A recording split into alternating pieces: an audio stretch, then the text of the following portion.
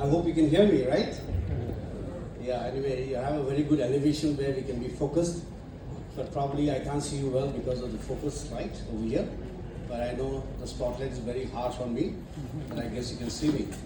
But I would like you to hear upon me the beautiful day that God has given to all of us. And we're here to adhere to the bodybuilding over here, to see that NCP, the magnificent things that they have going to perform for the national level over here. We're grateful to all those who are doing it. We're grateful to the people, those who have come here, especially from very far, the judges and everybody, the chairperson over here, and also to the president and all the bearers, office bearers. Those have had, I think, probably a sleepless night to come over and to make this event happen for this very day. I guess those who are here, you're lucky to see such a performance. Everybody sees probably in the YouTube or probably in the TV. But to watch anything live, I think that's one of the best things that you can ever imagine or think about. Well, I'm happy to come here in Tatsu and to see the vibrant youngsters over here. And the youngsters have filled up the audience over here today. I guess you need to take a lot of good takeaways and to understand the precision of life, what has to give you. Well, once Emily, she is a poet, she once said that not knowing when it's going to dawn, I keep all the doors open. It's a wonderful statement, but probably it's philosophical to understand what actually it means. Well, sometime the dawning of a day, we do not know exactly what time, what second. We need to wait for the twilight in the morning, the dawning coming.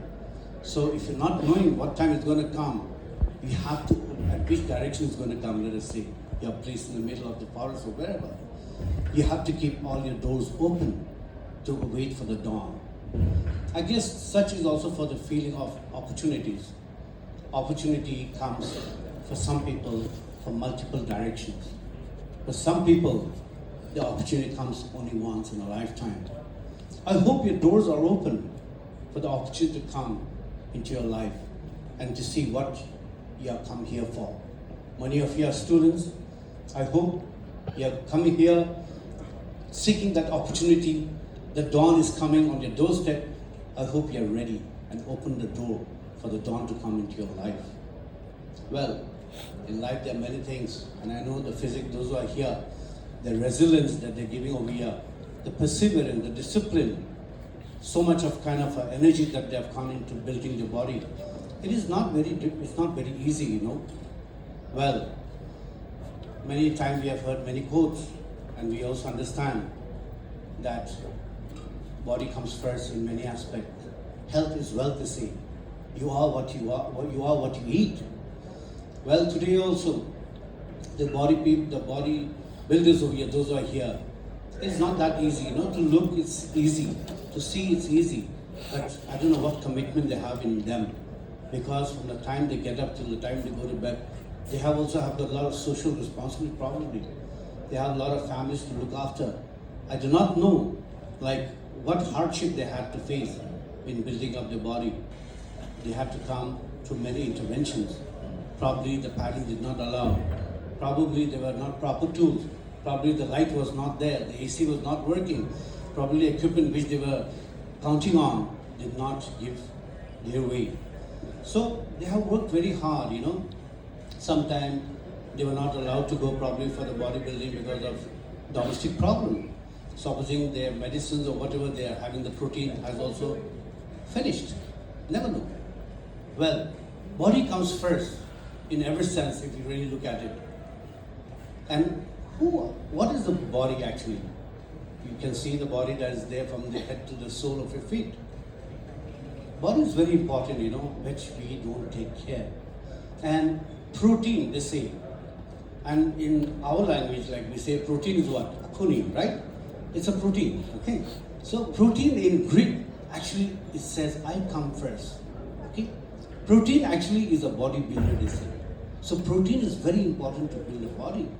So when the protein in Greek, they say, I come first, that means in the body, to build up your body, it's a protein. Well, to have a good body, obviously, they say that a sturdy beggar is better than a rich king. What does it mean? A beggar who has got a good physique, a good body, is 1,000 times obviously better than a king who may be very rich. So I would say that to the youngsters, please see that it's a challenge that your body is kept fit at all times. Your body is a temple. Your body is everything that means to you. So that with good body, you need to have also the physical, not only physical, but mental, spiritual, everything also to go inside together. And if you have a spiritual good well-being, obviously your body also will be good. So there's so many things in the world that we need to understand and we need to work our way through. The organizers also, they have given such a time taking all the way the flight from Delhi to be here. And without the audience, we are nowhere. If there was no audience, what will those bodybuilders do here?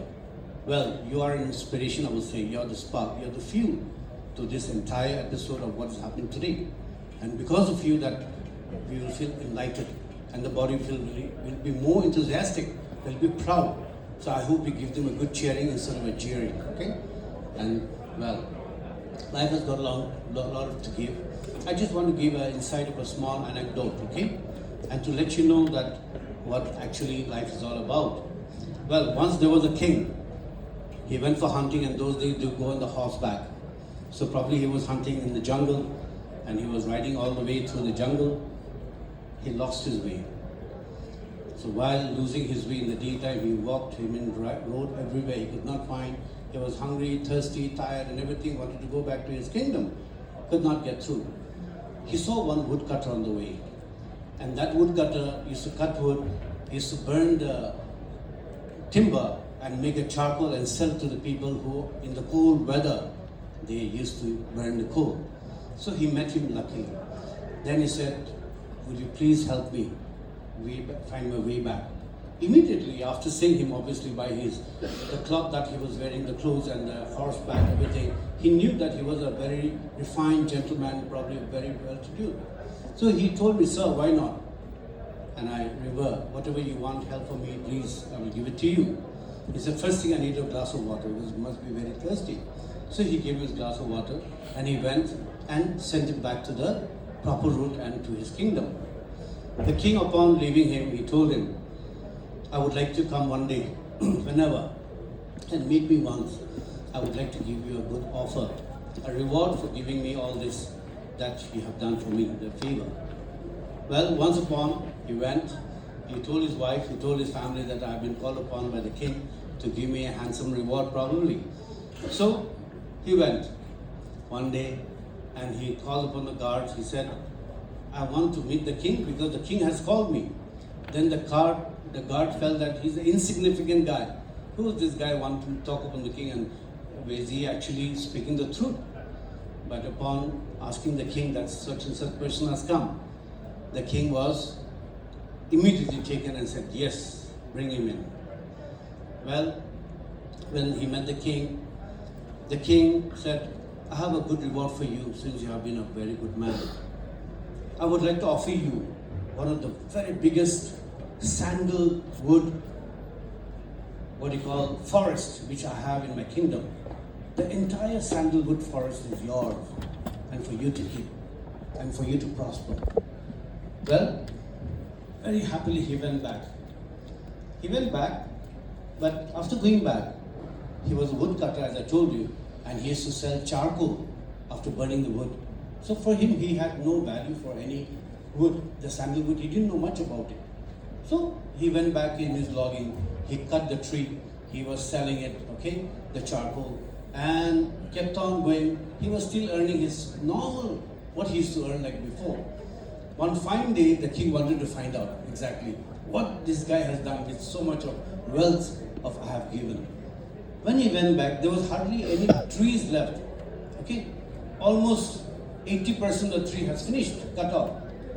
And he said, "What happened to the tree?" He said, "Sir, I have been making profit of the coal by cutting down and selling." Oh, then he knew that this guy did not know the value of the sandalwood. So the king ordered, you give me a piece of this wood and give it to him and said, you go to the market and find out what is the value of this particular wood. I'm giving you a piece of it. When he went to the market, he came back. He said, sir, it is very expensive. Because sandalwood is very expensive. It is used for many cosmetic, soap, perfume, everything. So then he realized that such an immense wealth had been given to him, but he was burning it down and using for the charcoal. Well, then after that, he knew the value of that tree. Okay? He knew the value of the sandalwood. Well, I would like to tell you all, have you found the value in yourself?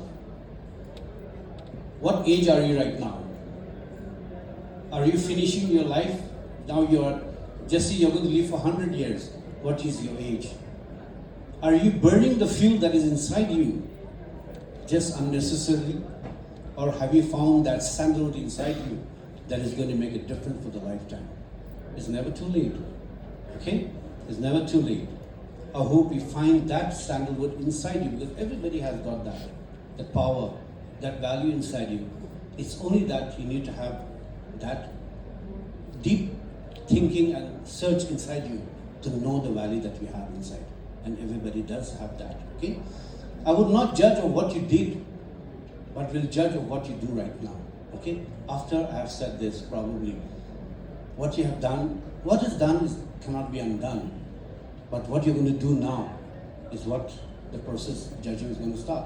So also the physics over here, the people, the bodybuilders over here, who are going to be here, the testament that they're going to give, what they're going to do after judging. Winning and losing is a part of life, it doesn't matter. Right? I hope that you have learned well.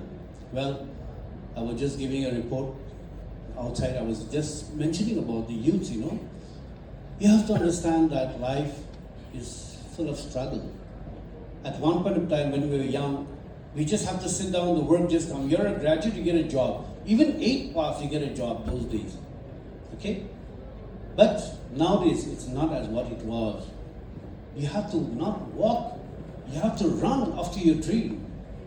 No time to sleep, buddies, I'll tell you that. You have to run for your dreams, chase your dream. And you have to forge the path to success. You have to forge it, buddy. You have to make your own path. But after you become successful or on the path of success, please don't be proud. Okay? You have to help one another. You have to pick up the people those are in need. And if you have become successful, don't demean any people. I've seen many people in Nagaland, the rich, they're only bothered of their life. They're only running after their own self. But what about the others? You have to think for the other people also. So I feel that all of you, we need to work hard in that way. And we need to help one another. Time will come for everybody. But when you are in that time, like as I said, the starting Emily, not knowing the dawn, I open every door. When the door is open, you've got an opportunity, you become successful. Don't close the door. Many people are selfish, when they become successful, they close the door and don't want to let anybody in and don't want to let anybody know the secret. That is not the way. The doors that you open for you to opportunity to come, and when you become successful, see that the same door is open for the others to also admire from you, and you become successful for others. Always help one another, always be humble, and aspire to inspire everybody at all times. I hope that this small message that I'm giving you will impart throughout your lifetime and all become successful from henceforth. Thank you very much. Have a great day.